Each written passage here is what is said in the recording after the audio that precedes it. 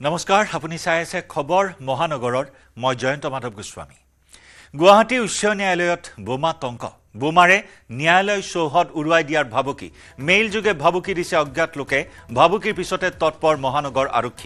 আৰক্ষীৰ দল উপস্থিত হৈ তন্নকৈ পৰীক্ষা কৰে শীৰ্ষ আৰক্ষী বিষয়াৰ লগতে স্পেচিয়েল ব্ৰাঞ্চৰ আৰক্ষী অধীক্ষক উপস্থিত হৈ পৰিস্থিতি পৰ্যবেক্ষণ কৰে অৱশ্যে এতিয়াও বোমা সম্পৰ্কত কোনো নিশ্চিত তথ্য প্ৰকাশ কৰা নাই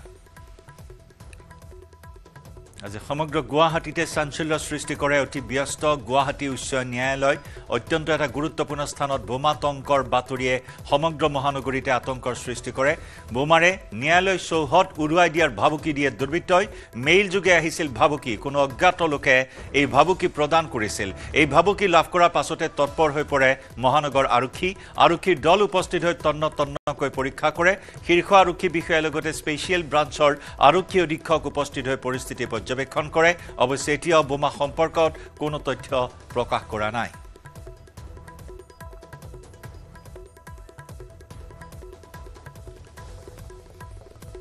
সতীৰ্থ সাংবাদিক হীৰকজ্যোতি মালাকৰ সৈতে সংযুক্ত হৈছো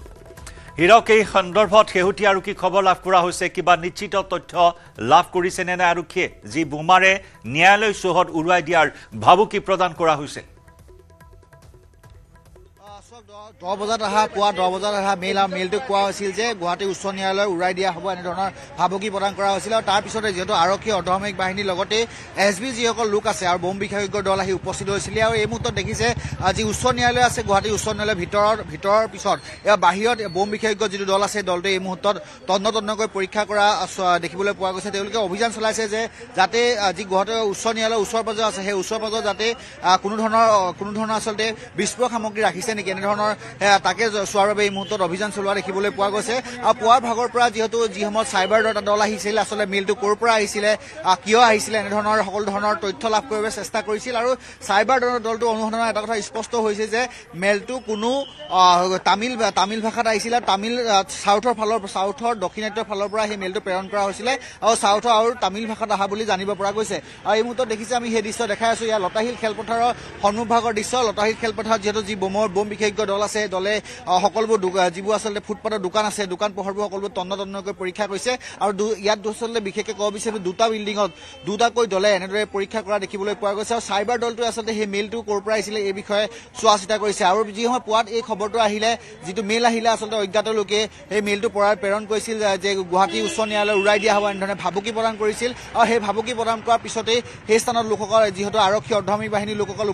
উপস্থিত হয় আৰু উপস্থিত হৈ সকলোবোৰ তন্নকৈ এই মুহূৰ্তলৈকে পৰীক্ষা কৰি থকা দেখিবলৈ পোৱা গৈছে আৰু এই যিটো আচলতে বোমা বিশেষজ্ঞ দল আছে সেই দলটোৱে কিছুমান পূৰ্বে যি উচ্চ ন্যায়ালয়ৰ প্ৰথমটো বিল্ডিং আছিলে বিল্ডিঙৰ সকলোবোৰ তন্নকৈ পৰীক্ষা কৰিছিল আৰু তাৰ পিছতে ইয়াৰ লতাশিল খেলপথাৰৰ চৌদিশটো আচলতে চাৰিওফালে ক'ৰবাত নলাত বা ক'ৰবাত পুতনিত এনেধৰণৰ বোম সংস্থাপন কৰি বোমা বা বিস্ফোৰক সামগ্ৰী সংস্থাপন কৰি থৈ দিছে নেকি সেই সময়ত তন্নকৈ পৰীক্ষা কৰি থকা দেখিবলৈ পোৱা গৈছিল কেৱল এয়াই প্ৰথমটো ঘটনা নহয় ইয়াৰ পূৰ্বে যিহেতু চিটি চেণ্টাৰ উৰাই দিয়া ভাবুকি প্ৰদান কৰিছিল লগতে গুৱাহাটী বিশ্ববিদ্যালয় উৰাই দিয়া এনেধৰণৰ মেইল প্ৰদান কৰিছিল সেই আচলতে পিছলৈ চালে যে সেই মেইল ভুৱা মেইল এনেধৰণৰ তথ্য লাভ কৰিছিল কিন্তু এই মেইলটো যিহেতু চাউথৰ ভাষাত বা তামিল ভাষাত আহিছিল বুলি জানিব পৰা গৈছে আৰু তামিল কোনো লোকৰ লগত সংযোগ থকাৰ তথ্য আৰক্ষীয়ে লাভ কৰিছে আৰু তাৰ বাবে ইতিমধ্যে আৰক্ষীয়ে অনুসন্ধান অব্যাহত ৰাখিছে এই মুহূৰ্তত দেখিছে আপুনি লতাশিল খেলপথাৰৰ আমি বাহিৰৰ দৃশ্য দেখাই আছো লতাশিল খেলপথাৰৰ সন্মুখৰ দৃশ্য দেখাই আছো যিহেতু আজি বোমা বিশেষজ্ঞ যিটো দল আছে সেই দলটোৱে তন্নকৈ পৰীক্ষা আছিলে আচলতে বাৰে এনেকুৱা ধৰণৰ আচলতে মেইল কিয় প্ৰদান কৰি আছে তাক লৈ এতিয়া সকলো ধৰণৰ প্ৰশ্ন উত্থাপন হৈছে কাৰণ ইয়াৰ পূৰ্বেও এনেধৰণৰ দুটাকৈ পূৰ্বেও যিহেতু চিটি চেণ্টাৰ উৰাই দিয়া বা গুৱাহাটী বিশ্ববিদ্যালয় উৰাই দিয়াৰ মেইল প্ৰদান কৰিছিল আৰু সেইবাবে চাইবাৰ ইয়াৰ পূৰ্বে এনেকুৱা ধৰণৰ অনেক ভাবুকি আহিছিল হীৰক আপুনি ইতিমধ্যে উল্লেখ কৰিছে চিটি চেণ্টাৰৰ প্ৰসংগ গুৱাহাটী ৰেল ষ্টেচনৰ প্ৰসংগ গুৱাহাটী বিশ্ববিদ্যালয়ৰ প্ৰসংগ আৰু প্ৰত্যেকবাৰে কিন্তু দেখিবলৈ পোৱা হৈছিল ভুৱা মেইল হিচাপে প্ৰতিপন্ন হৈছিল এইবাৰ উৎস তামিলনাডু বুলি কোৱা হৈছে গতিকে এই ক্ষেত্ৰত আৰক্ষী এতিয়াও সম্পূৰ্ণৰূপে নিশ্চিত হ'ব পৰা নাই এয়া ভুৱা মেইল নে এয়া কোনো সঁচা সঁচিকৈ মেইল প্ৰদান কৰি গুৱাহাটী উচ্চ ন্যায়ালয় উৰুৱাই দিয়াৰ বাবে তৎপৰ হৈছে কোনো দুষ্ট চক্ৰ সেই সন্দৰ্ভত আৰক্ষী এতিয়াও নিশ্চিত হ'ব পৰা নাই কিন্তু এই ক্ষেত্ৰত যি তৎপৰতা আপুনি আমাক দেখুৱাইছে পোনপটীয়া সম্প্ৰচাৰত বোম স্কোৱাডৰ দল বোমা বিশেষজ্ঞৰ দল বৃহৎ এটা দল তাত মোতায়েন কৰা হৈছে তন্নকৈ পৰীক্ষা কৰি থকা হৈছে গতিকে যান বাহনৰ চলাচলৰ ক্ষেত্ৰত কিবা নিৰ্দেশনা দিয়া হৈছে নেকি সমীপৱৰ্তী পথেৰে সাধাৰণ লোকৰো তাত প্ৰৱেশ দেখিবলৈ পোৱা হৈছে এই ক্ষেত্ৰত কিবা সাৱধানতা অৱলম্বন কৰা হৈছে নে নাই চোৱাক এই ক্ষেত্ৰত যিহেতু তেওঁলোকে প্ৰাথমিক অনুসন্ধান কৰিছে যে প্ৰাথমিক অনুসন্ধান আচলতে লতাশিল খেলপথাৰৰ সন্মুখতে যিটো আছে উচ্চ ন্যায়ালয় আছে গুৱাহাটীৰ উচ্চ ন্যায়ালয়ৰ এটা প্ৰথমটো অংশ আছে আৰু সেইবাবে তেওঁলোকে লতাশিল খেলপথাৰ সন্মুখত পৰীক্ষা নিৰীক্ষা কৰিছে আৰু যান বাহন আপুনি যিহেতু প্ৰশ্ন উত্থাপন কৰিছে যান বাহন যিহেতু অহা যোৱা কৰিবলৈ দিয়া হৈছে কাৰণ কিন্তু ইয়াৰ প্ৰাথমিক অনুসন্ধানে তেওঁলোকে কৰি আছে আচলতে মেইলটো যিহেতু ভাবুকি প্ৰদান কৰা হৈছে যে গুৱাহাটী উচ্চ ন্যায়ালয় উৰাই দিয়া হ'ব এনেধৰণৰ ভাবুকি প্ৰদান কৰিছে আচলতে সেই ভাবুকি তেওঁলোকে আচলতে কিমান সত্যতা আছে যদি সঁচাকৈ বোম থৈছে যদি গুৱাহাটী উচ্চ ন্যায়ালয়ৰ সমীপত থৈছে নেকি এই বিষয়ে তেওঁলোকে প্ৰাথমিক পৰীক্ষা অনুসন্ধান কৰিছে আৰু যিটো মেইল আচলতে তামিল ভাষাত আহিছিলে বা তামিলনাডুৰ ফালৰ পৰা আহিছে বুলি ৰাজ্যৰ ফালৰ পৰা আহিছে বুলি কৈছে বা কিন্তু সেই মেইলটো আচলতে কিহৰ যোগসূত্ৰ আছে বা কেনেকৈ কি কাৰণে আহিলে মেইলটো সঁচা নে ভুৱা এই সকলোবোৰ তথ্য বিচাৰি যিটো চাইবাৰ দল আছে সেই চাইবাৰ দলে অনুসন্ধান অব্যাহত ৰাখিছে আৰু এই বাৰে এনেকুৱা ধৰণৰ মেইল আহিছে আচলতে কিহৰ বাবে এনেকুৱা ধৰণৰ মেইল আহিছে সেই বিষয়ে তেওঁলোকে চোৱা চিতা কৰা এই মুহূৰ্তত দেখিবলৈ পোৱা গৈছে এয়া দেখিছে বৰ্তমান আৰক্ষীৰ কোনো শীৰ্ষ পৰ্যায়ৰ বিষয়া উপস্থিত আছেনে এই অনুসন্ধান এই তদন্তৰ কিবা পৰ্যবেক্ষণৰ ক্ষেত্ৰত উচ্চপদস্থ বিষয়া আছেনে নাই এই মুহূৰ্তত উপস্থিত নিশ্চয়কৈ যিহেতু যিসকল উচ্চপদস্থ বিষয়া আছে আৰক্ষী বিষয়া সেই আৰক্ষী বিষয়াসকলে এই বোম স্কোৱাডৰ লগত আছে লগতে আন এটা আৰক্ষী উচ্চ বিষয়া এটা দল যিহেতু যি আচলতে গুৱাহাটী উচ্চ ন্যায়ালয় আছে উচ্চ ন্যায়ালয়ৰ ভিতৰভাগত তেওঁলোকে পৰীক্ষা নিৰীক্ষা কৰিছে আৰু তেওঁলোকে গুৱাহাটী উচ্চ ন্যায়ালয় যিহেতু ওচৰতে ব্ৰহ্মপুত্ৰ আছে ব্ৰহ্মপুত্ৰৰ ওচৰৰ যিখিনি স্থান আছে সেই স্থানসমূহো এই মুহূৰ্তত যিটো বোম স্কোৱাডৰ যিটো দল আছে সেই দলটোৱে পৰীক্ষা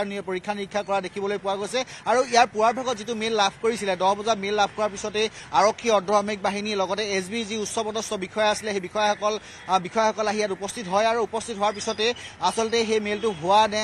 সঁচা কিমান দূৰ সঁচা তাক জানিবৰ বাবে সকলো ধৰণৰ চেষ্টা অব্যাহত ৰাখিছে এই মুহূৰ্তত যিহেতু মই চাব যায় 10 বজাৰ পৰা এতিয়া 4:30 বজা হ'ল অৰ্থাৎ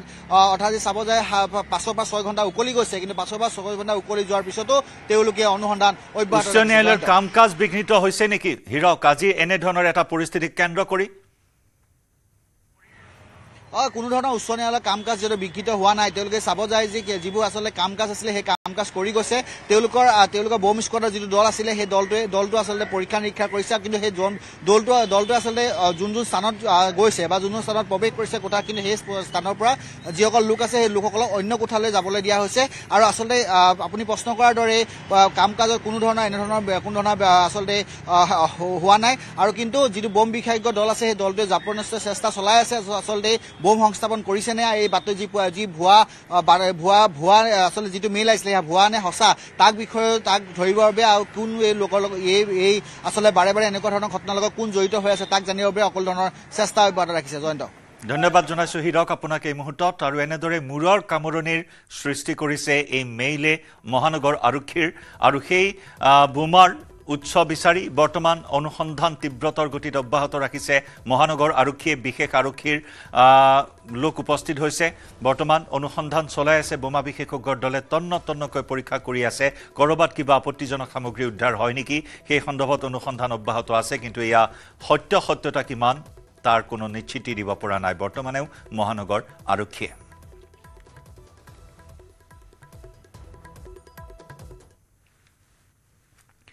নগাঁৱৰ কচুৱাত হিংসাত্মক ঘটনা পঞ্চায়ত নিৰ্বাচনৰ পূৰ্বে নগাঁৱৰ ৰহা সমষ্টিৰ মাধৱপাৰা পঞ্চায়তৰ ৩ নম্বৰ ৱাৰ্ডত ৰাজনৈতিক হিংসাৰ ঘটনা নিশা অগপৰ নিৰ্বাচনী প্ৰচাৰ কেন্দ্ৰত ৬-৭ জনীয়া কংগ্ৰেছ কৰ্মীৰ এটা দলে প্ৰৱেশ কৰি আক্ৰমণ কৰে মিত্ৰজোঁটৰ কৰ্মীসকলক আক্ৰমণত গুৰুতৰভাৱে আহত হয় এজন বিজেপি কৰ্মী বিৰোধী দলটোৱে কাৰ্যালয়ৰ চকী বেনাৰ লণ্ডভণ্ড কৰাৰ অভিযোগ বিজেপি কৰ্মীসকলৰ ঘটনাস্থলীত কচুৱা আৰক্ষী উপস্থিত হৈ তদন্ত আৰম্ভ কৰাৰ লগতে আহত লোকসকলক চিকিৎসালয়লৈ প্ৰেৰণ কৰে আনহাতে আব্দুল জব্বাৰ আখতাৰুল ইছলাম আবুল কাছেম আৰু আব্দুল্লাহ নামৰ কংগ্ৰেছ কৰ্মী কেইজনৰ বিৰুদ্ধে কচুৱা থানাত এজাহাৰ দাখিল কৰিছে ভুক্তভোগী যুৱকজনে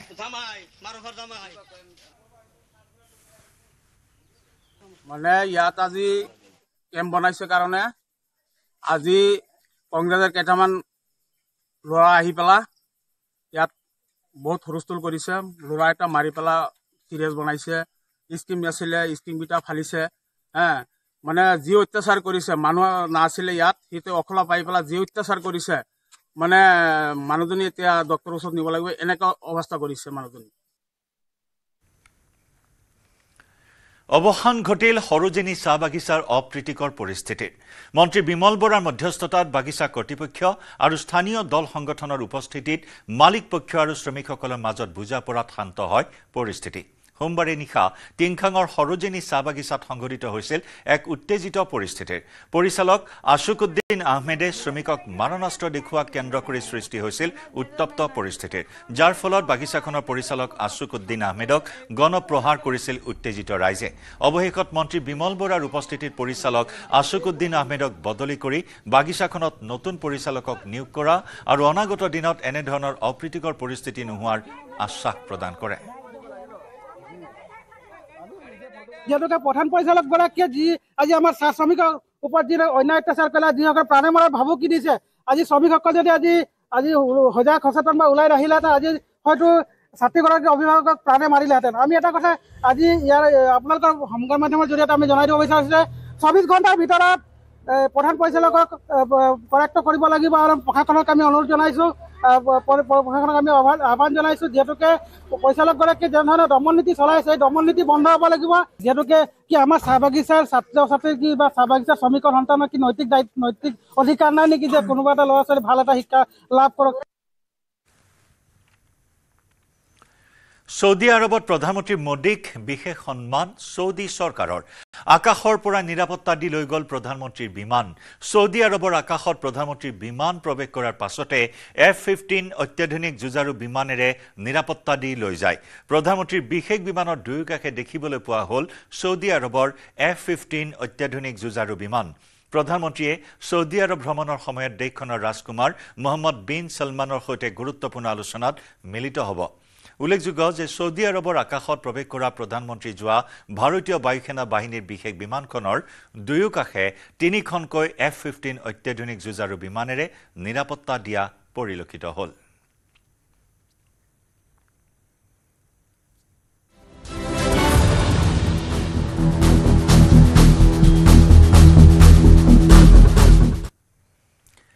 পঞ্চায়ত নিৰ্বাচনৰ প্ৰচাৰত নামিছে মুখ্যমন্ত্ৰী doctor Himanta Biswa Sarma. Triple engine চৰকাৰৰ বাবে সোমবাৰৰ পৰা মুখ্যমন্ত্ৰীয়ে ধাৰাবাহিক নিৰ্বাচনী প্ৰচাৰ চলাইছে। মুখ্যমন্ত্ৰী ডক্টৰ হিমন্ত বিশ্ব শৰ্মাৰ আজি দুখনকৈ নিৰ্বাচনী প্ৰচাৰ সভা আছিল যদিও লখিমপুৰৰ বগীনদীৰ সভাৰ কাৰ্যসূচী প্ৰতিকূল বতৰৰ বাবে বাতিল কৰা হয়। বিপৰীতে চৰাইদেউৰ লাকুৱাৰ গোমধৰ কোঁৱৰ ৰাজহুৱা খেলপথাৰত মুখ্যমন্ত্ৰীয়ে নিৰ্বাচনী সভাত অংশগ্ৰহণ কৰে। নিৰ্বাচনী সভাত অংশগ্ৰহণ কৰি কংগ্ৰেছক তীব্ৰ কটাক্ষ কৰে মুখ্যমন্ত্ৰী ডক্টৰ শৰ্মাই। কাৰোবাক যদি লুঙি ধুতি লাগে কংগ্ৰেছ, কাৰোবাক যদি অৰুণোদয় নিযুত মইনা বিনা পইচাত চাকৰি লাগে বিজেপি। এইটোৱে হৈছে পাৰ্থক্য। কোনোবাই বোলে বিধানসভাত ৰাতিপুৱাৰ পৰা কাজিয়া পেচাল চাই ভাল পায়, তেতিয়াহ'লে অখিল গগৈক ভোট দিব লাগিব। কিন্তু 10 তাৰিখে বোলে অৰুণোদয়টো আহি পাব লাগে, কাক ভোট দিব লাগিব? যদি লোকসভাত কাৰোবাৰ মণিপুৰৰ কথা শুনিব ইচ্ছা আছে, গৌৰৱ গগৈক ভোট দিব লাগিব। বিনা পইচাত চাকৰি পাব লাগিলে কাক ভোট দিব লাগিব? বিনা পইচাত চাকৰি পালে কাক ভোট দিব লাগিব? ইয়াৰ পিছত আৰু মই একো ক'ব নালাগে, সকলোৱে বুজি পালে এটাই কথা, যোনে লুঙিক ভাল পায় কংগ্ৰেছ, যোনে নিজক ভাল পায়, গাঁৱক ভাল পায়, সমাজক ভাল পায় বিজেপি। এইটোৱে হৈছে পাৰ্থক্য। শ্ৰদ্ধা ৰাইজ, 4টা বছৰ আপোনালোকে মোক আশীৰ্বাদ কৰিলে। অসমত উগ্ৰপন্থীৰ কাম নোহোৱা হ'ল, আন্দোলন নোহোৱা হ'ল। আজি অসমত 5 লাখ কোটি টকা বিনিয়োগৰ বাবে উদ্যোগপতিসকল আহিছে। এজিপি বিজেপি আমি একেলগে উঠিছো। কংগ্ৰেছ আৰু অখিল গগৈ মাৰামাৰি কৰি আছে, বক্সিং খেলি আছে, ৰেচলিং খেলি আছে। আমাৰ এজিপি আৰু বিজেপিৰ মাজত বক্সিঙো নাই, ৰেচলিঙো নাই, একো নাই, মাৰামাৰিও নাই। আমাৰ মাজত মিলা প্ৰীতি আছে আৰু আমি এনেকৈ মিলা প্ৰীতিৰে অসম নিৰ্মাণ কৰিম। আপোনালোকে চিন্তা কৰক পাৱাৰত নাথাকোঁতেই কংগ্ৰেছ আৰু অখিল গগৈৰ মাজত বক্সিং পাৱাৰত যদি আহে সিহঁততো মাৰামাৰি লাগি থাকিব সদায় দিনে লাগি থাকিবনে নাই আপোনালোকে কওক সেইকাৰণে এইবোৰ দলৰ কথা চিন্তা কৰি লাভ নাই নৰেন্দ্ৰ মোদী ডাঙৰীয়া 5 বছৰ প্ৰধানমন্ত্ৰী অসমত আমি নৰেন্দ্ৰ মোদী ডাঙৰীয়াৰ লগত যাব লাগে অসমখনক ভাৰতৰ ভিতৰতে এখন সৰ্বশ্ৰেষ্ঠ ৰাজ্য হিচাপে নিৰ্মাণ কৰিব লাগে লখিমপুৰৰ বগী নদীলৈ মুখ্যমন্ত্ৰীয়ে পঞ্চায়ত নিৰ্বাচনৰ প্ৰচাৰ চলাবলৈ যোৱাৰ কথা আছিল যদিও প্ৰতিকূল বতৰৰ বাবে যাব নোৱাৰিলে বগী নদীত মুখ্যমন্ত্ৰীক সাক্ষাৎ কৰিবলৈ লৈছিল এগৰাকী বিশেষভাৱে সক্ষম যুৱতীয়ে লখিমপুৰৰ লীলাবাৰীৰ বেহেৰা বস্তিৰ যুৱতীগৰাকী যোৱা 2 বছৰে হুইল চেয়াৰত চলাচল কৰিবলগীয়া হৈছে যুৱতীগৰাকীৰ নাম মৰমী চৰকাৰ দেউতাকে এখন সাধাৰণ হোটেলত কাম কৰে আৰ্থিকভাৱে দুৰ্বল পৰিয়ালটোৱে টকাৰ অভাৱতে কৰিব পৰা নাই চিকিৎসা 2023 বৰ্ষৰ জুন মাহত ঘৰৰ ওচৰৰে এটা পৰিয়ালৰ ছাতৰ পৰা বাগৰি পৰি মৰমী চৰকাৰে চলা ফুৰা কৰিব নোৱাৰা হৈছিল উন্নত চিকিৎসাৰ বাবে মুখ্যমন্ত্ৰীক সাক্ষাৎ কৰিব বিচাৰিছিল যুৱতীগৰাকীয়ে মুখ্যমন্ত্ৰীক সাক্ষাৎ কৰিব নোৱাৰি নিউজ 18ৰ যোগেদি মুখ্যমন্ত্ৰীক সহায়ৰ আহ্বান জনাইছে মুখ্যমন্ত্ৰীৰ কামত পেলোৱা যত্ন কৰিম দেই আমি আগবঢ়াম এই মুহূৰ্তত আমাৰ সাংবাদিক সঞ্জীৱ লাহনৰ এক বিশেষ প্ৰতিবেদন মুখ্যমন্ত্ৰীক লগ কৰিবলৈ এগৰাকী 18 বছৰীয়া যুৱতীয়ে অপেক্ষা কৰিছিলে লখিমপুৰ জিলাৰ বগী নদীৰ গজাইমনাই ক্ষেত্ৰত কিন্তু দুৰ্ভাগ্য যে মুখ্যমন্ত্ৰী আহিব নোৱাৰিলে বতৰ বেয়াৰ কাৰণে হেলিকপ্টাৰ উৰুৱাব নোৱাৰিলে আৰু এতিয়ালৈকে সেই যুৱতীগৰাকী মোৰ কাষত আছে মই পুনৰ কথা পাতিবলৈ যাম যে আকৌ আপোনাক জানিব বিচাৰিম উদ্দেশ্য কি আছিল আপোনাৰ মামাক মুখ্যমন্ত্ৰীক লগ কৰা মামাক মই চিকিৎসাৰ বাবে মামাৰ লগত লগ কৰিব আহিছিলো মোক উন্নত চিকিৎসা লাগে চিকিৎসাৰ বাবে মই মামাক লগ কৰিম বুলি মানে মামাক লগ কৰা মোৰ বহুত দিনৰ আশা আছিলে কিন্তু যে মই এইটো অৱস্থাত লগ কৰিব লাগিব মই সেইটো কেতিয়াও ভবা নাছিলো এতিয়া মই মামাৰ পৰা সহায় বিচাৰিছো যাতে মামাই মোক উন্নত চিকিৎসাৰ বাবে বাহিৰলৈ পঠিয়াবলৈ কৈছে ডক্টৰে উন্নত চিকিৎসা লাগে মোক আপোনাৰ এড্ৰেছটো কওকচোন নাম ঠিকনা কওক নমস্কাৰ মোৰ নাম শ্ৰীমতী মৰমী চৰকাৰ মোৰ ঘৰ লখিমপুৰ লীলাবাৰী বেহেৰা বস্তি আপোনাৰ অসুবিধাটো কি আছে অকমান কওক অসুবিধাটো হৈছে মোৰ নাৰ্ভৰ প্ৰব্লেম হৈছে মোৰ এক্সিডেন্ট হোৱাৰ পিছৰ পৰা নাৰ্ভখিনিয়ে কাম নকৰা হ'ল এতিয়া থেৰাপি দিয়াৰ কথা কৈছে কেনেকুৱা ধৰণৰ এক্সিডেন্ট হৈছিল চৰ্দৰ পৰা পৰিছিলো পিছলি কিমান বছৰ আগৰ ঘটনা হেৰিয়ত পৰিছিলো 2024ত পৰিছিলো তেতিয়াৰ পৰা আপোনাৰ এইটো অৱস্থা নহয় জানো মৰমীৰ মাক দেউতাক আছে মই কথা পাতি আছো আপুনি দেউতাক চাগে কি কব মুখ্যমন্ত্ৰীক আশা কৰিছিলো লগ কৰা কিন্তু লগ নাপালে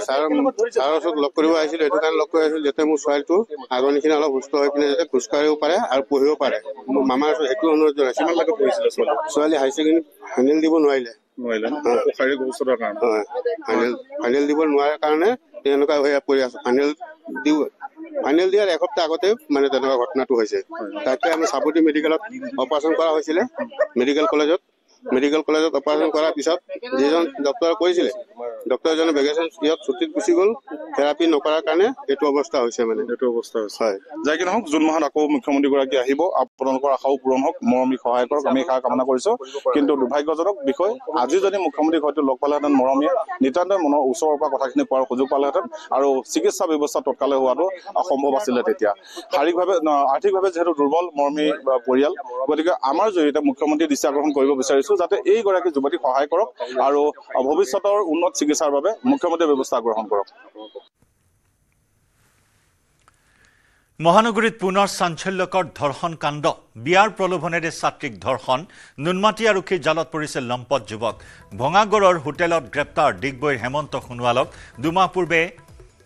ডেটিং এপৰ জৰিয়তে চিনাকি হৈছিল ইনষ্টাগ্ৰামত কথা পাতি প্ৰেমৰ সম্পৰ্ক গঢ়িছিল নিজকে বিশাখাপট্টনমত HPCLৰ বিষয়া বুলি দিছিল চিনাকি 20 এপ্ৰিলত প্ৰেমিকে মাতি পঠাইছিল হাতীগাঁৱৰ এখন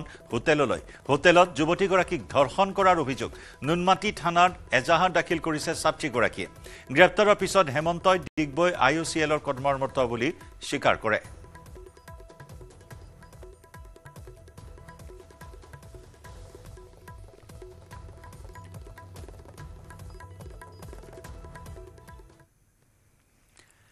এডল যুৱকৰ কাজিয়াৰ ভয়ংকৰ পৰিণতি যোৰহাটৰ চন্দননগৰত এদল যুৱকৰ মাজত হোৱা কাজিয়াত মৃত্যু এজন যুৱকৰ দেওবাৰে নিশা যোৰহাটৰ চন্দননগৰত এদল যুৱকে বেদাংগ ভূষণ বৰুৱা নামৰ এজন যুৱকক প্ৰহাৰ কৰিছিল আক্ৰমণত মূৰত গুৰুতৰভাৱে আঘাত পাইছিল যুৱকজনক যোৰহাটৰ মিছন হাস্পতালত ভৰ্তি কৰোৱা হৈছিল যদিও মঙলবাৰে পুৱা মৃত্যু হয় যুৱকজনৰ চন্দননগৰৰে নিচাসক্ত এটা যুৱকৰ দলে বেদাংগক প্ৰহাৰ কৰাৰ অভিযোগ উত্থাপন হৈছে ভুক্তভোগী যুৱকৰ পৰিয়ালৰ এজাহাৰৰ ভিত্তিত আটক কৰিছে বিকাশ ছেত্ৰী আব্দুল নুৰ উৰফে ৰিজু আব্দুল ৰহিম উৰফে মান্না আৰু ৰমজান খানক আটকাধীন যুৱককেইজনৰ ঘৰ যোৰহাটৰ ৰজাবাৰীৰ বুদ্ধি মন্দিৰৰ সমীপত স্থানীয় লোকৰ অভিযোগ অনুসৰি যোৰহাটৰ চন্দননগৰ অঞ্চলতো সম্প্ৰতি ড্ৰাগছৰ অন্যতম ঘাটিলৈ পৰিণত হৈছে এছাম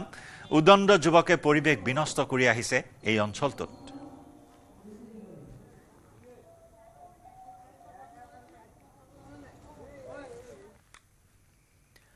জন্মৰ 7 দিনৰ পিছতে বিক্ৰী হোৱা এটি শিশু সুদীৰ্ঘ 11 মাহৰ অন্তত আৰক্ষীয়ে উদ্ধাৰ কৰে সোমবাৰে নিশা আৰক্ষীয়ে গৰৈমাৰী চৰত অভিযান চলাই শিশুটি উদ্ধাৰ কৰে মাত্ৰ 5,000 টকাত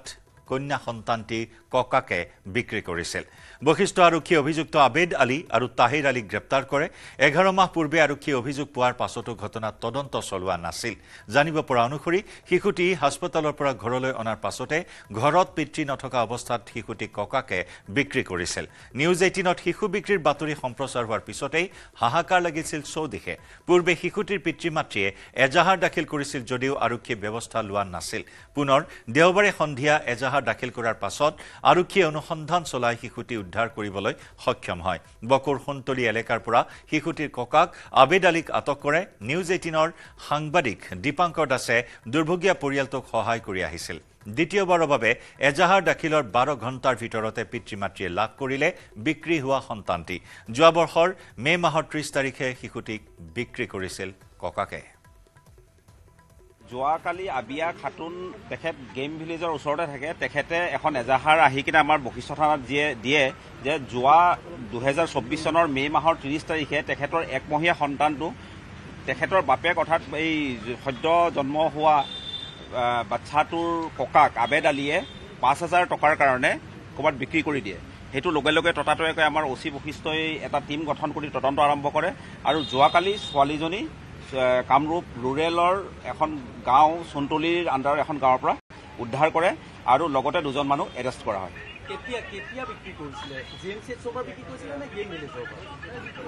আপোনাৰ তেখেতে ঘৰত অহাৰ GMCHৰ পৰা ঘৰত অহাৰ পাছত যোৱা 2024 চনৰ মে মাহৰ 30 তাৰিখে বিক্ৰী কৰিছিল বুলি মানে যোৱাকালি এজাহাৰটো দিছে তেতিয়া একমহীয়া বুলি কৈছিলে হয় হয়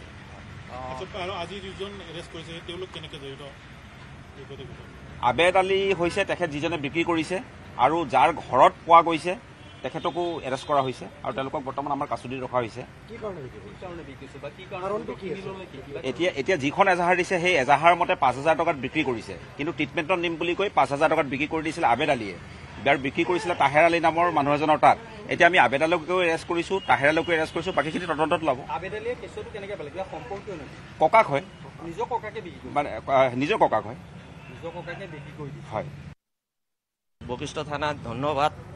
মোক তাৰমানে এক ৰাতিতে কামটো কৰি দিছে মই ইমান দিনত 11 মাহ কৰিব পৰা নাছিলোঁ কামটো বশিষ্ঠ থানাই মোক এক ৰাতিতে মোৰ পোৱালিটো আনি দিছে আৰু এই দিবংকৰৰ কাৰণে মই পোৱালিটো ফিৰাই পালোঁ বশিষ্ঠ থানাক বিৰাট ধন্যবাদ মই তাৰমানে বিৰাট ভাল পাইছোঁ মোক পোৱালিটো আনি দিছে মই বিৰাট তাৰমানে এনেকুৱা পুলিচ দেখাই নাই যে বহুত ৰাতিটো টোপনি নাই আৰু এইটো বিৰাট ডেঞ্জাৰ জেগা আমাৰ এই বাইদেউজনী গৈছিল বাইদেউজনী টোপনি মাৰা নাই বাইদেউজনী দেখি কয় বা ডেঞ্জাৰ জেগা ইয়াৰ পৰা ফটাফট যাব লাগিব সবেই তাৰমানে দেখি আচৰিত খাইছে যে মানুহবিলাক সব উল্টা কথা গাঁৱৰ মানুহ পুৰা জড়ো হৈ গৈছিল পুৰা কাজিয়া লাগি গৈছিল মোৰ লগত তাৰপিছত বাইদেউসকল পাতি তাৰপিছত মই আৰু একো কাজিয়া নকৰিলোঁ তাৰে ফিৰি মাইকী মানুহবিলাক বহুত কাজিয়া কৰি আছিল গম অমুক তমুক কিবা কিবি কৈ আছিল আৰু তাতে যদি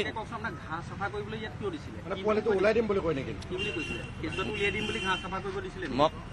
ঘাঁহ চাফা কৰিব দিছিল তাৰমানে মই আৰু ভাবিলোঁ ফাৰ্ষ্টত লগাইছে আমাৰ ডেকা তাত ডেকা যদি লগাৰ পিছত এই চিটি ছাৰে গৈছিল এই ভালে হৈছে দে তা কৰ তোৰ কামখিনি কৰি দিম দে বুলি কৈছিল পোৱালিটো ওলাই দিম তাৰপিছত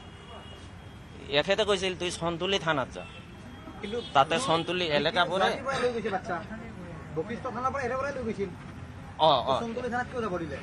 এই সন্তুলি থানাত যাব দিছিল মোক যে তাতে যে সন্তুলি এলেকা পৰে তুই তাতে কামটো হ'ব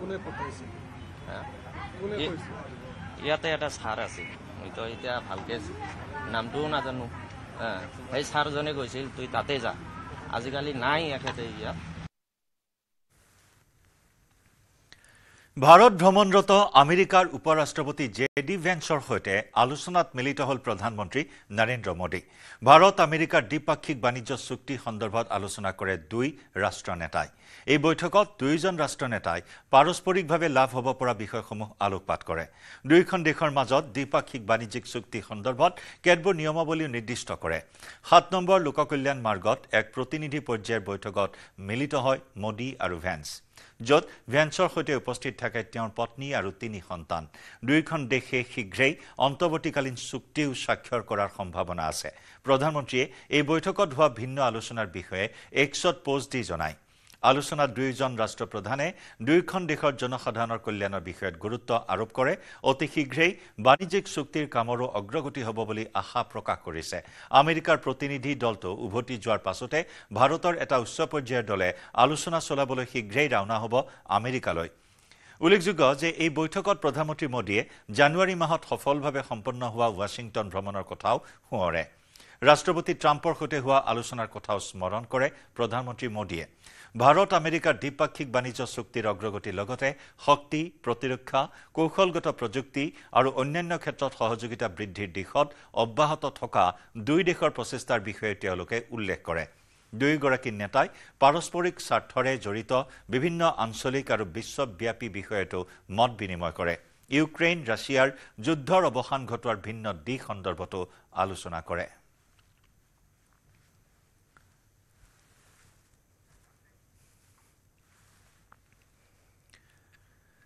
জমাধন বিচাৰি ক্ষেত্ৰত উত্তপ্ত পৰিস্থিতিৰ সৃষ্টি কৰিলে একাংশ গ্ৰাহকে ট্ৰেডিং কোঅপাৰেটিভ সোসাইটি লিমিটেডত ধন জমা কৰাৰ পাছতো জমা ধন উভতাই পোৱা নাই গ্ৰাহকে দৈনিক টকা জমা লয় যদিও গ্ৰাহকক সময়মতে জমা ধন উভতাই নিদিয়াৰ অভিযোগ গ্ৰাহকৰ ক্ষেত্ৰৰ ট্ৰেডিং কোঅপাৰেটিভ সোসাইটি লিমিটেডৰ কাৰ্যালয়ত শতাধিক লোকৰ ভিৰ জমা ধন বিচাৰি সাগৰ কলিতা আৰু জিতুমণি কলিতা নামৰ দুই ভাতৃয়ে 5-6 বছৰ পূৰ্বে ক্ষেত্ৰত সোসাইটি খুলি ব্যাপক হাৰত ধন সংগ্ৰহ কৰিছিল ৰাইজৰ পৰা পৰৱৰ্তী সময়ত বিভিন্ন অজুহাত দেখুৱাই ৰাইজৰ জমা ধন উভতাই দিয়া নাছিল সাগৰ কলিতা আৰু জিতু কলিতাই কোটি কোটি টকা আত্মসাৎ কৰাৰ অভিযোগ উত্থাপন হৈছে ঘটনাস্থলীত আৰক্ষী উপস্থিত হৈ পৰিস্থিতি নিয়ন্ত্ৰণ কৰে আৰু একাংশ এজেণ্ট সাগৰ কলিতা আৰু জিতু কলিতাক থানালৈ লৈ যায়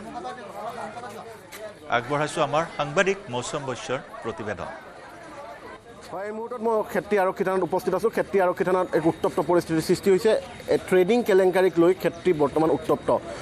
আৰক্ষীয়ে আটক কৰিছে ট্ৰেডিঙৰ সৈতে জড়িত যিসকলে ট্ৰেডিঙৰ মালিক এজেণ্টক আটক কৰিছে আৰু শ শ লোক আৰক্ষী থানাত সমবেত হৈছে আৰু আৰক্ষীয়ে বুজনি দিয়াৰ চেষ্টা কৰিছে আমি সেই দৃশ্যাংশ দেখুৱাই আছোঁ ক্ষেত্ৰী আৰক্ষী থানাৰ ভাৰপ্ৰাপ্ত বিষয়াই ৰাইজক বুজনি দিয়াৰ চেষ্টা চলাইছে যে আচলতে কি হৈছে বা কেনেধৰণৰ ব্যৱস্থা লোৱা হ'ব এই সম্পৰ্কত আৰক্ষীয়ে বুজনি দিয়াৰ চেষ্টা কৰিছে ৰাইজক আৰু নিশ্চয়কৈ কেইবা কোটি টকাৰ কেলেংকাৰী হোৱা বুলি জানিব পৰা গৈছে ৰাইজৰ পৰা দুখীয়া দৰিদ্ৰ ৰাইজে যি আচলতে গাঁঠিৰ ধন আচলতে জমাত হয় বছৰেকত তেওঁলোকে সুদসহ উভতাই পোৱাৰ আশাত আচলতে এয়া দেখুৱাই আছোঁ আৰক্ষীৰ কথা মানি লোৱা নাই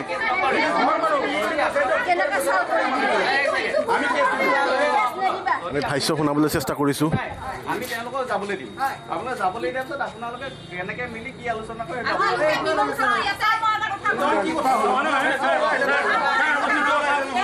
ইয়াত আজি লিখি দিয়ক থানাত আপোনাৰ ওচৰত আমাৰ সন্মুখতে লিখি দিয়ক যে আমি 2 মাহৰ ভিতৰত 2 মাহে দিম নে সময় সেইটো মই নলওঁ এই সময়টো এতিয়া তাকেইতো এতিয়া সেইকাৰণে আপোনালোকে যিহেতু আনিছে তেতিয়াহ'লে আপুনি আপোনালোকৰ সন্মুখত এখন ডাঙৰতে এগ্ৰিমেণ্ট লিখক যে চাইন কৰক আপোনালোকৰো ষ্টাম্প থাকিব থানাৰ হেৰি থাকিব যে তেওঁ চাইন কৰক যে ইমান দিনৰ ভিতৰত আমি পইচাখিনি ৰিটাৰ্ণ কৰি দিম গোটেই কাষ্টমাৰ কাকো আমি ঠগি নাখাওঁ এইটো আপোনাৰ আৰু তেওঁলোকৰ মাজত কথা এমাহ দিয়ে আপোনালোকে কিয় ওলাই স্যাৰ মই ইয়াতে এটা কথা কওঁ আপোনালোকৰ কাম আপোনালোকে কৰিছে গতিকে আমি যিহেতু এটা সুমীমাংসাত তেওঁলোকে বস্তুটো অলপ বেলেগ ধৰণৰ তেওঁলোকৰ অথৰিটি আছে না নাই আমি খুবেই নাজানো যিহেতুকে আমাৰ ঘৰৰ পৰা দোকানৰ পৰা দুখীয়া মানুহ কোনোবা এটকা পিছত পাম বুলি তাৰতো ছাৰ্ভিচমেন নাই ইয়াতে কোনো ছাৰ্ভিচমেন মানুহ আনি পেলাই আমাৰ ইনভেষ্ট কৰি আছোঁ গভৰ্ণমেণ্টৰ ইনভেষ্ট কৰিছোঁ ৰিটায়াৰমেণ্টৰ পিছত পইচা পাম তেওঁলোকে এটা কথা দিছে যে আমাৰ মেচুৰিটি হ'লে ইমান টকা পাম হয় নিশ্চয়কৈ এনেদৰে আচলতে আৰক্ষীয়ে বুজনি দিয়াৰ চেষ্টা চলাইছে ৰাইজক আৰু পৰিস্থিতি নিয়ন্ত্ৰণৰ চেষ্টা চলাইছে আৰু ক্ষেত্ৰী আৰক্ষী থানাত এই মুহূৰ্তত এয়া উত্তপ্ত পৰিস্থিতি ৰেডিশ্যন ব্লুৰ সন্মুখত পুনৰ ভয়ংকৰ পথ দুৰ্ঘটনা নিয়ন্ত্ৰণ হেৰুৱাই তীব্ৰবেগী এল্টো বাহনে খুন্দিয়ালে ডিভাইডাৰত চালকজনক সংকটজনক অৱস্থাত চিকিৎসালয়লৈ প্ৰেৰণ খানাপাৰা অভিমুখী পথত এই পথ দুৰ্ঘটনা মহানগৰীত সংঘটিত হৈছে ইটোৰ পিছত সিটো ভয়ংকৰ দুৰ্ঘটনা পুনৰ ৰেডিশ্যন ব্লুৰ সন্মুখত সংঘটিত হ'ল ভয়ংকৰ পথ দুৰ্ঘটনা নিয়ন্ত্ৰণ হেৰুৱাই তীব্ৰবেগী এল্টো বাহনে খুন্দিয়ালে ডিভাইডাৰত চালকজনক সংকটজনক অৱস্থাত চিকিৎসালয়লৈ প্ৰেৰণ কৰা হৈছে খানাপাৰা অভিমুখী পথত এই পথ দুৰ্ঘটনা মহানগৰীত সংঘটিত এটাৰ পিছত আনটো পথ দুৰ্ঘটনা বিশেষকৈ ২৭ নম্বৰ ৰাষ্ট্ৰীয় ঘাইপথত এনেদৰে ধাৰাবাহিক পথ দুৰ্ঘটনা সংঘটিত হৈ আহিছে বিশেষকৈ ৰেডিশ্যন ব্লু হোটেলৰ সন্মুখত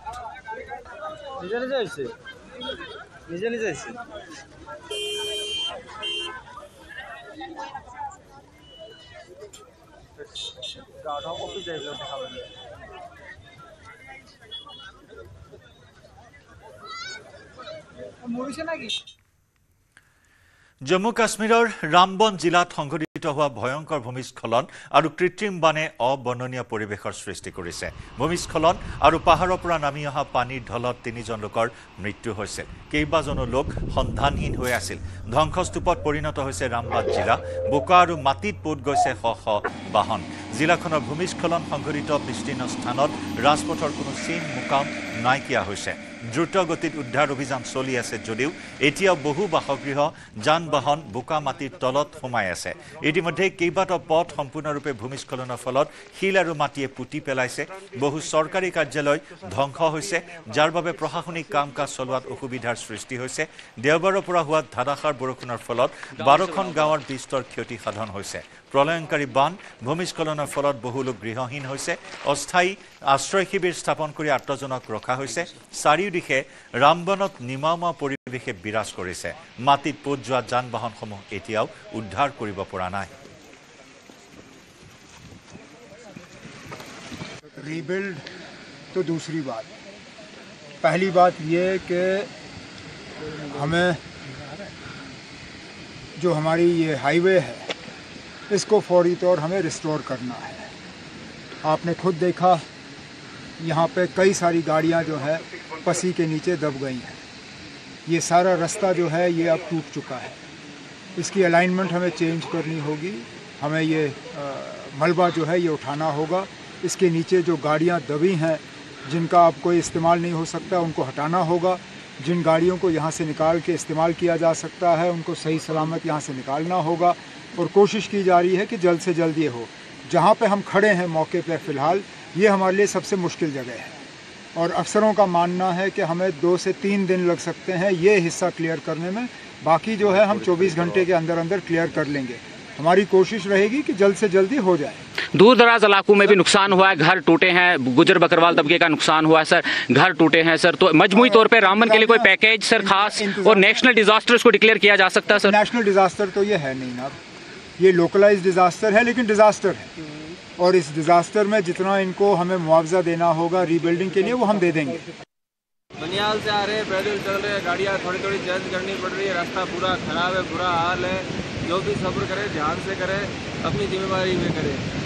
बहुत ही ज़्यादा बद से बदतर हालात हो चुके हैं और तमाम लोगों से हम गुजारिश करते हैं कि अभी अगर आप अपने अपने घरों में बैठे हुए हैं बिल्कुल सेफ है जो इस वक्त लोग यहाँ पे ये आप देख सकते हो कि जो हालात है इनकी बनी हुई है जो यहाँ पे फंसे हुए वही जानते हैं उनकी क्या हालात है बहुत बारिश आती है मेरे लड़कियों है मेरे लड़का है छोटे बच्चे जल्दी निकालो हमारा खाना पीना नहीं बन जल्दी निकालो बाहर निकालो बस बहुत परेशान हो गए साहब। हमको जाना है, घर पे जाना है, मंदिर कहाँ भी नहीं जाना है, हमको मंदिर घर पे जाना है, घर पे छोड़ दो। अब बेटे टाइम पर हमारा बाहर निकलू से बहुत तकलीफ पड़ी है। कब से फंसे हुए यहाँ पे आप? कल रात से। अच्छा, दिक्कत हो रही है। हाँ, बहुत पहले हमने बाहर काटो साहब, हमारे बीच कहीं नहीं जोड़ते। जल्द से जल्द प्रशासन हमको इसे निकाले। अच्छा, तो कितनी दिक्कतें हो रही है आपको यहाँ? बहुत दिक्कतें हैं, बहुत। खाने पीने को लेके? खाना का नहीं है, पीने का नहीं, कुछ नहीं है। तो प्रशासन से क्या कहेंगे आप? प्रशासन से हम बोलते एक ही बोलते कि हमको यहाँ से निकालो। गुजरात से आए, कल रात को यहाँ पर फंसे है और हमारे बस में लगभग 85 लोग हैं, बीबी है, बच्चे, छोटे बच्चे भी है। यानी कल रात से जो ये हादसा हुआ कुदरती वजह से, इससे हम प्रशासन से यही उम्मीद रखते हैं कि हमको जल्द से जल्द जो भी चाहिए वो मदद करके हमको सही जगह पर हमको पहुँचाए। ৰঙালী বিহুৰ উৎসাহৰ মাজতে শিল্পীৰ বিৰুদ্ধে শিল্পীৰ প্ৰবঞ্চনাৰ অভিযোগ। প্ৰিয়ম পল্লৱী আৰু এনিশা হাজৰিকাৰ বিৰুদ্ধে বিত্তীয় অনিয়মৰ অভিযোগ। চেংফা জেং বিহু দলৰ সদস্যক প্ৰবঞ্চনাৰ অভিযোগ প্ৰিয়ম পল্লৱী আৰু এনিশা হাজৰিকাৰ বিৰুদ্ধে। কেইবাটাও অনুষ্ঠানৰ লক্ষাধিক টকা আত্মসাত কৰাৰ অভিযোগ। জেং বিহু পৰিৱেশনৰ উদ্দেশ্যে মহানগৰীত একগোট হৈছিল এদল কলা কুশলী। এই দলটোৰ মেনেজাৰ আছিল এনিশা হাজৰিকা। দলটোৰ সকলো কাম কাজ পৰিচালনা কৰিছিল প্ৰিয়ম পল্লৱীয়ে। কিন্তু শেহতীয়াকৈ এনিশা আৰু প্ৰিয়মে আন শিল্পীসকলৰ সৈতে বিত্তীয় প্ৰতাৰণা কৰাৰ অভিযোগ কৰিছে সংবাদ মাধ্যমত। আমাৰ সতীৰ্থ সাংবাদিক বলেন ভট্টাচাৰ্যৰ সৈতে সংযুক্ত হৈছোঁ পোনপটীয়া সম্প্ৰচাৰত। বলেন, শিল্পীৰ মাজত এনেকুৱা ধৰণৰ এতিয়া বিতৰ্ক য'ত বিত্তীয় খেলিমেলিৰ অভিযোগ উত্থাপন কৰিছে এটা ফৈদে, আনটো ফৈদৰ বিৰুদ্ধে এই অভিযোগ প্ৰতি অভিযোগক লৈ বৰ্তমান কি প্ৰতিক্ৰিয়া এই মুহূৰ্তত দেখিবলৈ পোৱা হৈছে? হয় জয়ন্ত, কিছুমান মুহূৰ্তৰ পূৰ্বে তেখেতসকলে নিজৰ ভাষ্য আগবঢ়াইছে। যিসকল প্ৰবঞ্চিত হৈছে, প্ৰবঞ্চনাৰ তেখেতসকলক চলাইছিলে প্ৰিয়ম পল্লৱী আৰু এনিশা হাজৰিকা, দুয়োগৰাকী শিল্পীয়ে তেখেতসকলক স্পষ্টকৈ উল্লেখ কৰিছে যে জেং বিহু অনুষ্ঠিত কৰাৰ নামত, পৰিৱেশন কৰাৰ নামত তেখেতসকলে বিভিন্ন স্থানত আগধন আৰু অনুষ্ঠান পৰিৱেশন হৈ যোৱাৰ পিছতে যিটো ধন গ্ৰহণ কৰিছে, সেই ধনৰ লগত তেখেতসকলক মুকলিমূৰীয়াভাৱে যিখিনি তেখেতসকলক ধন লোৱাৰ কথা উল্লেখ কৰে তাত আকাশ পাতাল পাৰ্থক্য। অৰ্থাৎ যিটো অনুষ্ঠানত তেখেতসকলে 1 লাখ টকা সংগ্ৰহ কৰে তাত 20,000 30,000 টকা সংগ্ৰহ কৰা বুলি বাকী দলৰ আন সদস্যসকলক প্ৰকাশ কৰি আহিছে। গতিকে এই কথাখিনি তেখেতসকলৰ যেতিয়া যিসমূহ বিহু কমিটি আছে সেই কমিটিসমূহৰ লগত তেখেতসকলে ফোনত ভাষ্য সংগ্ৰহ কৰিছে, তেতিয়াই স্পষ্ট হৈ ওলাইছে যে তেখেতসকলৰ সৈতে প্ৰবঞ্চনা হৈছে, প্ৰতাৰণা কৰিছে আৰু যাৰ বিৰুদ্ধে তেখেতসকলে মাৰ বান্ধি থিয় হৈছে। আৰু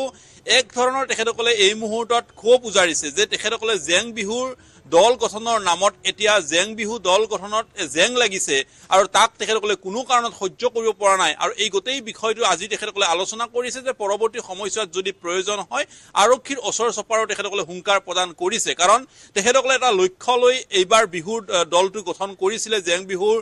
ৰাজ্যৰ বিভিন্ন প্ৰান্তত তেখেতসকলে সেই ধৰণে অনুষ্ঠানৰ লক্ষ্য ৰাখিছিলে আৰু সেই ধৰণে আগবাঢ়িছিলে। কিন্তু 2-3টা দিন প্ৰথম যি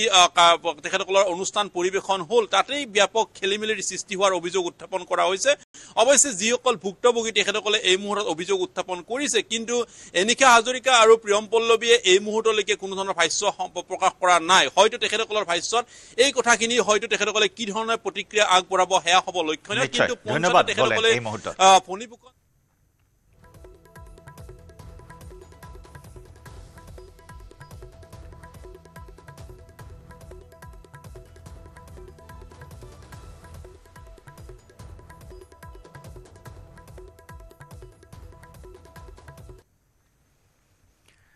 গুৱাহাটীৰ ৰুক্মিণী গাঁৱত ডকাইত গেঙৰ সন্ত্ৰাস। নিশা অস্ত্ৰধাৰী ডকাইতৰ দল ঘূৰিছে বিলাসী বাহনত। চিচিটিভিত বন্দী হৈছিল দুৰ্বৃত্তৰ নিশাৰ গতিবিধি। বশিষ্ঠ আৰক্ষীয়ে ধৰিলে ৰুক্মিণী গাঁৱত পান পতা দুৰ্বৃত্তক। গ্ৰেপ্তাৰ লোকমান আলী, সাদেক আলী, নুৰুদ্দিন, শ্বৰিফুল ইছলাম। আৰক্ষীয়ে উদ্ধাৰ কৰে ডকাইতি কাণ্ডত ব্যৱহৃত বাহন। খানাপাৰাৰ হাইটছ এপাৰ্টমেণ্টত ডকাইতি কৰিছিল এই গেংটোৱে।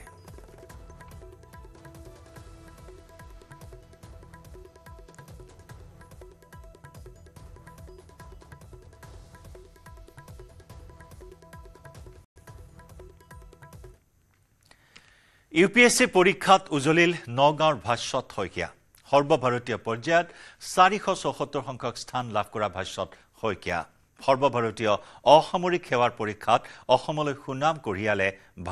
ভাস্বতে। ভাস্বতৰ কৃতিত্বত গৌৰৱান্বিত সমগ্ৰ ৰাজ্যবাসী। ভাল লাগিছে মানে PDF-টোত নামটো থাকিলে ভালেই লাগে। কিমান ৰেংক এবাৰ? 474। যোৱাবাৰ আপুনি ট্ৰাই কৰিছিলে নহয়? হয় হয়, যোৱাবাৰো পাইছিলোঁ। মই বৰ্তমান IPS-ত আছোঁ, মানে IPS অফিচাৰ। যোৱাবাৰ কিমান ৰেংক পাইছিলে? যোৱাবাৰ 552 আছিলে। এইবাৰ অকণ আগবাঢ়িছে? হয়, এইবাৰ অকণ আগবাঢ়িছে। হয়, যিটো লক্ষ্য সেইটো প্ৰাপ্তি হৈছেনে নাই এতিয়াও আৰু আশা কৰে? লক্ষ্য মানে এনেকুৱা একো ফিক্সটোতো নাথাকে, মানে ধৰক এক্সামটো দিয়াৰ টাইমত এনেকৈ এটা ছাৰ্ভিচতে সোমাম বুলি জেনেৰেলি দিয়া নহয়। অলৰেডি মই এটা চান্স পাইছোঁৱেই ছাৰ্ভ কৰিবলৈ। চ' এতিয়া চাওঁ নেক্সট কি কৰোঁ। যদি মোৰ লাগে যে আৰু এটা এটেম্প দিব মন আছে তেতিয়া দিম, যদি মানে মন নাযায় তেতিয়া নিদিওঁ। চ' চাই লওঁ কি কৰোঁ।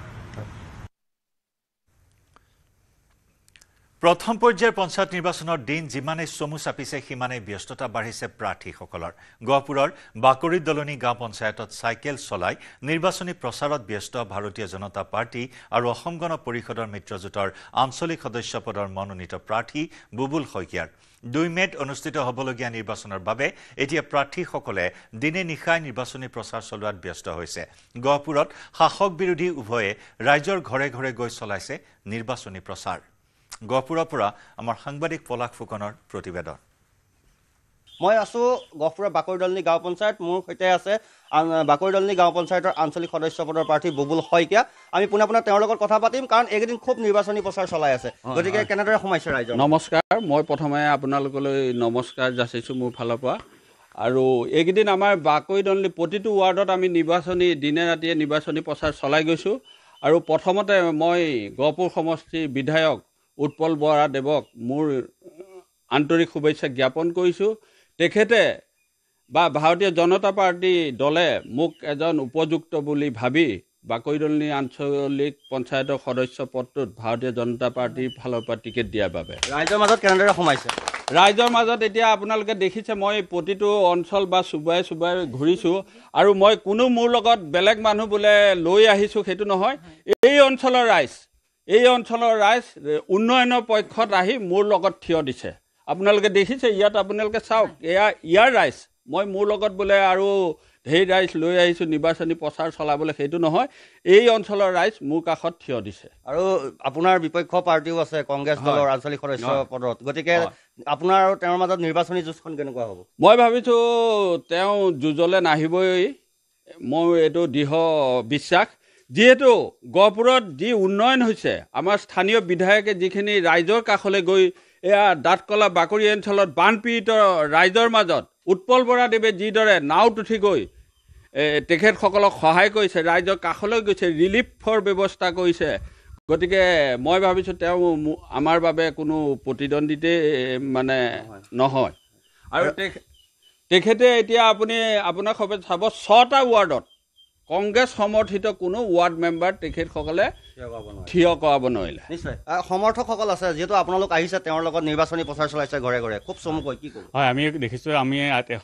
আহিছিলোঁ। আমি আজি জিলা পৰিষদৰ সদস্য প্ৰাৰ্থী নিয়ন হাজৰিকা আৰু আমাৰ আঞ্চলিক সদস্য পদৰ প্ৰাৰ্থী বিপুল শইকীয়া আমি আহিছোঁ। আহি দেখিছোঁ যে ৰাইজে সমগ্ৰ ইয়াত য'তেই গৈছোঁ তাতে সকলোৱে উবুৰি খাই আহিছে যে আমি উন্নয়নৰ পক্ষত আছোঁ, উৎপল বৰাৰ লগত আছোঁ, আৰু আমি আমাৰ মিত্ৰজোঁটৰ প্ৰাৰ্থীসকলক জয়যুক্ত কৰিম বুলি কথা দিছে। মহিলাসকলো ওলাই আহিছে, আপোনালোকক খুব ভাল লাগিছে। যিহেতু আমি পঞ্চায়ত পাইছোঁ, লগত আমাৰ আঞ্চলিক সদস্য উপযুক্ত মানুহ পাইছোঁ, তেখেত শ্ৰীযুত বুবল শইকীয়া দেৱ। আমাক খুব ভাল লাগিছে। আৰু লগতে আশাবাদী আপোনালোক? 100 ভিতৰত 100। নিশ্চয়। আৰু এনেদৰে এতিয়া নিৰ্বাচনী প্ৰচাৰ তুংগত উঠিছে, বিশেষকৈ গহপুৰৰ বাকৰিদলনি গাঁও পঞ্চায়তৰ এয়া দৃশ্য। প্ৰতিটো পঞ্চায়তলৈ গৈছে, বাকৰিদলনি গাঁও পঞ্চায়তৰ প্ৰতিটো ৱাৰ্ডলৈ গৈছে, ঘৰে ঘৰে গৈছে, আৰু এনেদৰে ৰাইজৰ মাজত নিৰ্বাচনী প্ৰচাৰ চলাইছে। আৰু প্ৰতিদ্বন্দ্বী যিসকল প্ৰাৰ্থী আছে তেওঁলোকে আশা কৰিছে যে তেওঁলোক জয়ী হোৱাটো নিশ্চিত। আৰু এনেদৰে এতিয়া প্ৰথম পৰ্যায়ৰ নিৰ্বাচনৰ বাবে গহপুৰৰ সকলো পঞ্চায়ততে এতিয়া নিৰ্বাচনী প্ৰচাৰ তুংগত উঠা দেখা গৈছে। আমি ইতিমধ্যে আপোনাক জনাইছোঁ যে UPSC পৰীক্ষাত উজলিছে নগাঁৱৰ ভাস্বত শইকীয়া। সৰ্বভাৰতীয় পৰ্যায়ত এইবাৰ 474 সংখ্যক স্থান লাভ কৰিছে ভাস্বত শইকীয়াই। সৰ্বভাৰতীয় অসামৰিক সেৱাৰ পৰীক্ষাত অসমলৈ সুনাম কঢ়িয়াই আনিলে ভাস্বতে। ভাস্বতৰ কৃতিত্বত গৌৰৱান্বিত নগাঁওবাসীৰ লগতে সমগ্ৰ ৰাজ্যবাসী। আমাৰ নগাঁৱৰ পৰা জ্যেষ্ঠ সাংবাদিক নীলোৎপল বৰাৰ সৈতে সংযুক্ত হৈছোঁ পোনপটীয়া সম্প্ৰচাৰত। নীলোৎপল, আপোনাৰ জৰিয়তে নিউজ 18 অসম নৰ্থ ইষ্টৰ তৰফৰ পৰা ভাস্বত শইকীয়াক আমি শুভেচ্ছা আৰু অভিনন্দন জ্ঞাপন কৰিছোঁ বৰ্তমান কি ধৰণৰ তেওঁৰ পৰিকল্পনা নিশ্চয় নিশ্চয় জয়ন্ত ভাস্বতৰ যি সাফল্য তাত সমগ্ৰ অসমবাসী গৌৰৱান্বিত নগাঁও গৌৰৱান্বিত কাৰণ এইবাৰ অসমৰ পৰা মাত্ৰ নগাঁৱৰ ভাস্বতেই এইবাৰ UPSCত স্থান লাভ কৰিছে আৰু মাত্ৰ এইবাৰ নহয় 3বাৰ তৃতীয়বাৰ বাবে একেৰাহে তৃতীয়বাৰ বাবে ভাস্বতে ভাৰতীয় প্ৰশাসনিক সেৱাত স্থান লাভ কৰিছে ভাস্বতৰ কি পৰিকল্পনা আছে আমি জানিবলৈ চেষ্টা কৰিম ভাস্বত ইতিমধ্যে ভাস্বত এগৰাকী IPS বিষয়া সেয়া সকলোৱে জানে কাৰণ বিগত বৰ্ষতো ভাস্বতে 552 সংখ্যক স্থান লাভ কৰিছিল আৰু এবাৰ 474 সংখ্যক স্থান লাভ কৰিছে ভাস্বত এতিয়া কি পৰিকল্পনা এবাৰ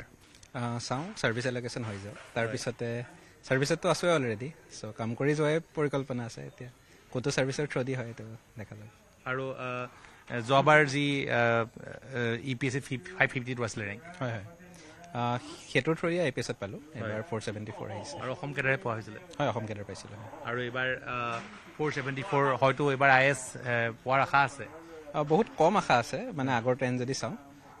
তথাপিও এলকেশ্যন হৈ লওক দেখা যাব আৰু ভাস্বতে যি হাইস্কুল শিক্ষান্ত পৰীক্ষাটো ভাল ফলাফল আছিলে তাৰপিছত নাৰেংগী আৰ্মি স্কুল তাৰপিছত গ্ৰেজুৱেশ্যন আৰু পিছত UPSC IFS তাৰপিছত IPS হয় মানে লাকিলি এতিয়ালৈকে ধৰক পঢ়া শুনাৰ ফালে ঠিকে চলি আছে বাট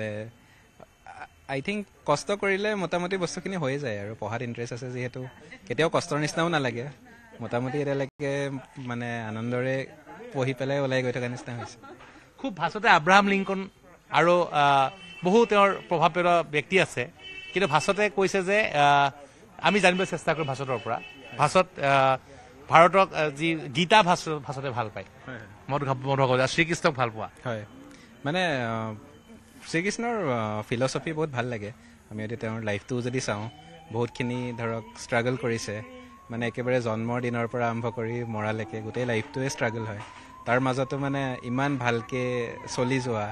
বা ইমানখিনি কথা মানুহক বুজাই থৈ যোৱা সেইটো বহুত ইনস্পায়াৰিং লাগে তেওঁ তাৰ বাদেও ধৰক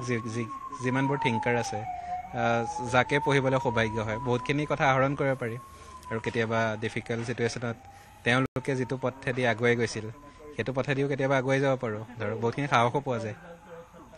নিশ্চয় নিশ্চয় মাতৃ আছে আৰু মাতৃক মই পুনৰ কৈছোঁ যে মাতৃয়ে মই মিঠাই দেখুৱাইছোঁ আৰু প্ৰতিবাৰে যেতিয়া পিতৃ মাতৃ দুয়োগৰাকী আছে UPSC ৰিজাল্ট দিয়া দিনাখনে তেওঁলোকৰ ঘৰত মিঠাই সদায় লৈ আনে কাৰণ পিতৃ মাতৃয়ে জানে যে ভাস্বতে UPSC ক্লিয়াৰ কৰিবই আৰু আজিও মিঠাই আগতীয়াকৈ অনা হৈছিলে মিঠাই আনিছোঁ আৰু বিশ্বাস এটা হ'ল হয় হয় আৰু এবাৰ মেট্ৰিকত ষ্টেণ্ড কৰোঁতে দশম স্থান পাওঁতে হয় 4 নম্বৰ বাবে মিঠাই খোৱা হ'ল হয় হয় ভাল লাগে এতিয়া মেট্ৰিকতে ধৰক স্থান পাওঁতে শুভাকাংক্ষীসকল আহিছে আশীৰ্বাদ দিছে গতিকতে কেতিয়াবা মানুহক মাতিলেও নাহে মানুহক মাতিও আনিব নোৱাৰো কিন্তু যেতিয়া স্বতঃস্ফূৰ্তভাৱে আহি আশীৰ্বাদ গতিকতে ধৰক মোৰ ধৰক ডাঙৰ কিবা এটা মানে বস্তু কিনিছো টকা পইচা দি কিবা কৰিছো সেইটো চাবলৈ ইমান মানুহ নাহে ন এতিয়া সেইটো মই মানুহক কৈ ফুৰিব লাগিব যে মই ইমান দামী বস্তু এটা কিনিছো এইটো মানে নিজে নিজে কৈ ফুৰা কথা আৰু এনেকুৱা সাফল্যবিলাকত যেতিয়া ৰাইজ আহে আশীৰ্বাদ এটা দি যায় নিজে আহে আমি ৰাইজক ঘৰত এনেকৈ পাওঁ মাত এষাৰ পাওঁ বা অতি সামান্য একোতো খুৱাবই নোৱাৰো এইটো পৰিৱেশত একেবাৰে অনুষ্টুপীয়া কিবা এটাহে আমি মানে কৰিব পাৰোঁ আপ্যায়ন কৰিব পাৰোঁ তে একো খাবলৈও কোনো নাহে খোৱা আশাটো কোনো নাহে মানে এটা ৰাইজে এটা মানে আশীৰ্বাদ দিবলৈ আহে বা এটা গৌৰৱবোধ কৰে গাঁওখনৰ হওক বা অঞ্চলটোৰ হওক সেই বস্তুটো ভাল লাগে মানে ধৰক আজিকালি মানুহৰতো সময় যথেষ্ট কম নহয়নে নহয় এতিয়া মাতিলেও মানুহ কোনোবা সময়ত মানে আহিবচোন বুলি ক'লেও আহিবলৈ সময় নাপায় কিন্তু যেতিয়া স্বতঃস্ফূৰ্তভাৱে আমাৰ ঘৰত যেতিয়া ৰাইজৰ পদধূলা পৰে নিশ্চয় সেইটো ভাল লগা কথা ভাস্বতৰ মাতৃ এগৰাকী শিক্ষয়িত্ৰী আৰু তেওঁ বহুতো শিক্ষাৰ পোহৰ দিছে আৰু কিন্তু পিতৃ তেওঁ এগৰাকী ব্যৱসায়ী আছিলে কিন্তু পিতৃ ব্যৱসায়ী থাকিলেও আমাৰ লগত চন্দ্ৰ বৰা ছাৰো আছে এগৰাকী ভাল শিক্ষাগুৰু এই অঞ্চলৰ ছাৰে কৈছিল যে যেতিয়া হাল বাবলৈ গৈছিলে পথাৰত তেতিয়াও এটা কিতাপ লৈ যায় লগত আৰু গৰু ক'বালৈ যায়গে নাই মোৰ দেউতা তেনেকুৱা আছিলে সেই বস্তুটো মানে বংশানুক্ৰমে বস্তুটো আহে সেইটো ব্লাডত আহে বুলি কয় চায়েন্সৰ পিন্ধি সেইটো মানে বিশ্বাস কৰে আৰু সেইটো আছিলে তাৰপিছত ময়ো অনুষ্ঠান প্ৰিয় একে আমি ইয়াত আমাৰ ডিফলৰ যিকেইটা অনুষ্ঠান গোটেইকেইটাৰ লগতে জড়িত তাৰোপৰি আমাৰ সেউজ অসম যুৱ সংঘ বুলি এটা অনুষ্ঠান আছে সেইটোৰ লগতো জড়িত মই অনুষ্ঠান প্ৰিয় কিন্তু অনুষ্ঠানৰ লাগি থাকি ভাল পাওঁ নিশ্চয় আৰু এতিয়া কেনেকুৱা পুত্ৰৰ লগতে পুত্ৰৰ সাফল্যটো পাই পেলাই বহুত ভাল লাগিছে যিটো সি ধাৰাবাহিকতা ৰক্ষা কৰিছে 3বাৰকে ধৰি আৰু মেট্ৰিকতো ষ্টেণ্ড কৰিছিলে তাৰপিছত IITত সি ছিট পাইছে অসম তেতিয়া সি গোটেইখিনি দিশত মানে আগুৱাই আছে আৰু বৰ্তমানলৈকে সি এতিয়া IPSত জইন কৰিছে জইন কৰি এতিয়া আকৌ এতিয়া এই পৰীক্ষা দিছিলেগৈ এইবাৰ কি হয় সেইটো পিছতহে গম পোৱা যাব বাৰু নিশ্চয় IAS হয়নে নাই এইটোতেই হয় মই এটা কথা ক'ব লাগিব ডিফলো গাঁৱত কিন্তু জয়ন্ত শিক্ষাৰ এটা পৰিৱেশ আছে মোৰ লগত চন্দ্ৰবৰ ছাৰ আছে ছাৰৰ কন্যাও কিন্তু হাইস্কুল শিক্ষান্ত পৰীক্ষাত স্থান লাভ কৰিছিল আৰু গোটেই গাঁওখন এটা প্ৰতিযোগিতা চলে যে কোনে কাতকে ভাল ৰিজাল্ট কৰিব পাৰে কোনে কিমান সুনাম অৰ্জন কৰিব পাৰে কোনে কিমান দামী বাইক কিনিব পাৰে কোন কিমান উশৃংখল হ'ব পাৰে তেৰা প্ৰতিযোগিতা নহয় ইয়াত শিক্ষাৰ প্ৰতিযোগিতা চলে আৰু সেয়ে কিন্তু আজি ডিফলো গাঁৱৰ এগৰাকী যুৱকে আজি এইদৰে 3বাৰকৈ একেৰাহে UPSCত স্থান পাবলৈ সক্ষম হৈছে নহয় জানো ছাৰ কি কয় মই ৰাইজৰ যিটো ফূৰ্তি এই ৰিজাল্ট লৈ পেলাই তাৰ লগতে মই সহযোগ কৰিছোঁ এনেকুৱা ৰিজাল্ট হৈ থাকিলে আমি ভৱিষ্যত প্ৰজন্মৰ কাৰণে এটা উদাহৰণ হৈ থাকে ক'ব পাৰিম যে সেই দেখিছেনে সেই তেখেতৰ ল'ৰাটো বা সেই তেখেতৰ সেইটো ৰাস্তাত ঘূৰি নুফুৰে সি পঢ়ি থাকে পঢ়া সময়ত পঢ়ে খোৱা সময়ত খায় তেনেকুৱা সেইটো আমি কওঁ ল'ৰা ছোৱালীবিলাকক গতিকে আমাৰ কাৰণে উদাহৰণ আমি ক'ব পাৰিম ল'ৰা ছোৱালীক যে এনেকুৱা কৰিব লাগিব এওঁলোকটো খুব বেছি ধন ঐশ্বৰ্যৰ মাজত ডুব হৈ খাই থকা নাই গতিকে পাৰ্যমানে অভিভাৱকে দিছে ব্যৱহাৰ সেইখিনি দিছে কিতাপ পত্ৰ কাপোৰ কানি যিকেইটা প্ৰয়োজনীয় মিনিমামখিনি দিছে গতিকে এটা কথা ঐশ্বৰ্যৰ লগত কোনো কথা নাই নীলোৎপল আমি এই মুহূৰ্তত ধন্যবাদ জ্ঞাপন কৰিছো আপোনাক জম্মু কাশ্মীৰত সন্ত্ৰাসবাদীৰ ভয়ংকৰ আক্ৰমণত প্ৰাণ গ'ল এজনৰ গুৰুতৰভাৱে আহত কেইবাজনো পৰ্যটক জম্মু কাশ্মীৰৰ পেহেলগ্ৰামত ভয়ংকৰ আক্ৰমণ পাকিস্তানী সন্ত্ৰাসবাদীয়ে কুটাঘাত সংঘটিত কৰাৰ সন্দেহ ঘটনাস্থলীত মোতায়েন কৰা হৈছে ব্যাপক নিৰাপত্তাৰক্ষী জম্মু কাশ্মীৰত সন্ত্ৰাসবাদীৰ ভয়ংকৰ কুটাঘাত পৰ্যটকলৈ লক্ষ্য কৰি এই কুটাঘাতৰ ঘটনা সংঘটিত হৈছে এই আক্ৰমণত ইতিমধ্যে প্ৰাণ গ'ল এজন পৰ্যটকৰ গুৰুতৰভাৱে আহত হৈছে আন কেইবাজনো পৰ্যটক জম্মু কাশ্মীৰৰ পেহেলগ্ৰামত এই ভয়ংকৰ আক্ৰমণৰ ঘটনা য'ত পাকিস্তানী সন্ত্ৰাসবাদী জড়িত থকাৰ সন্দেহ কৰা হৈছে বৰ্তমান ঘটনাস্থলীত মোতায়েন কৰা হৈছে ব্যাপক নিৰাপত্তা বাহিনী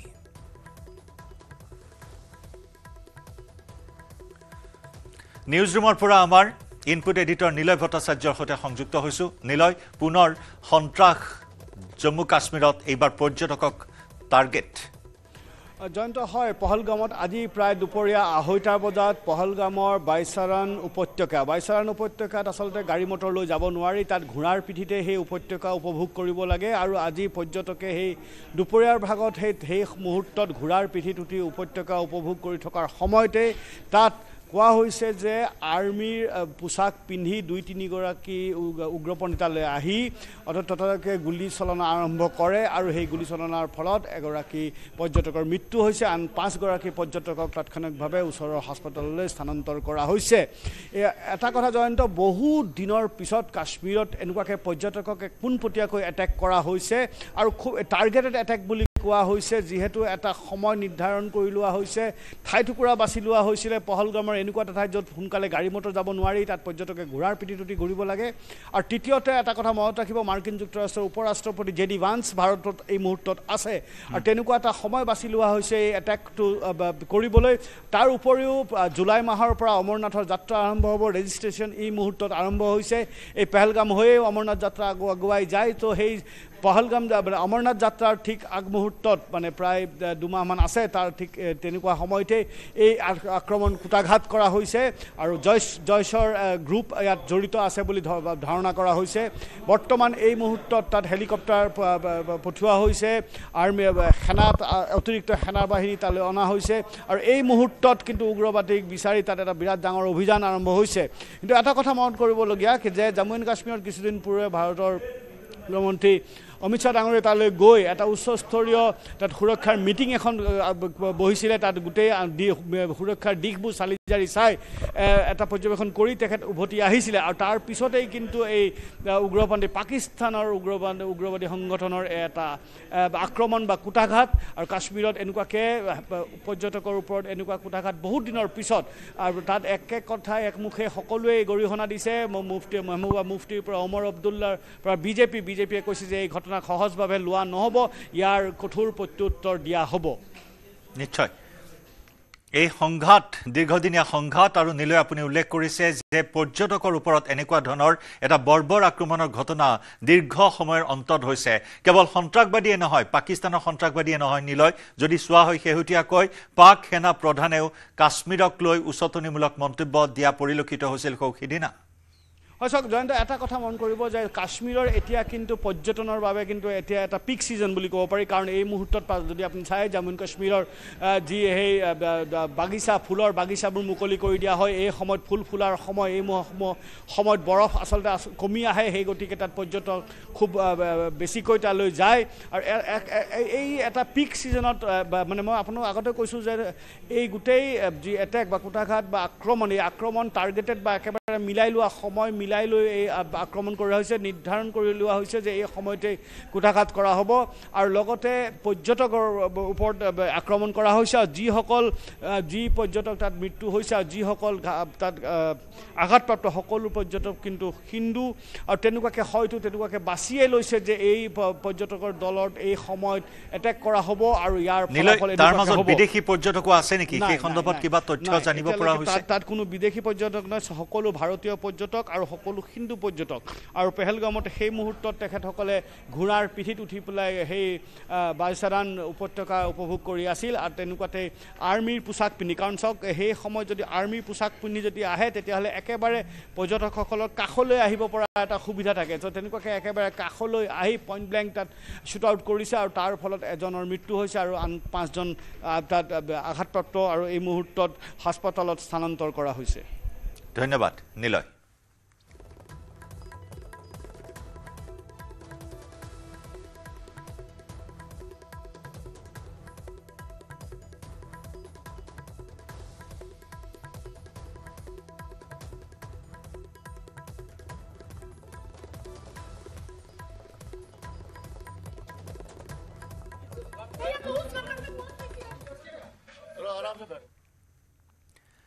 সময় হ'ল খবৰ মহানগৰৰ পৰা বিদায় লোৱাৰ নমস্কাৰ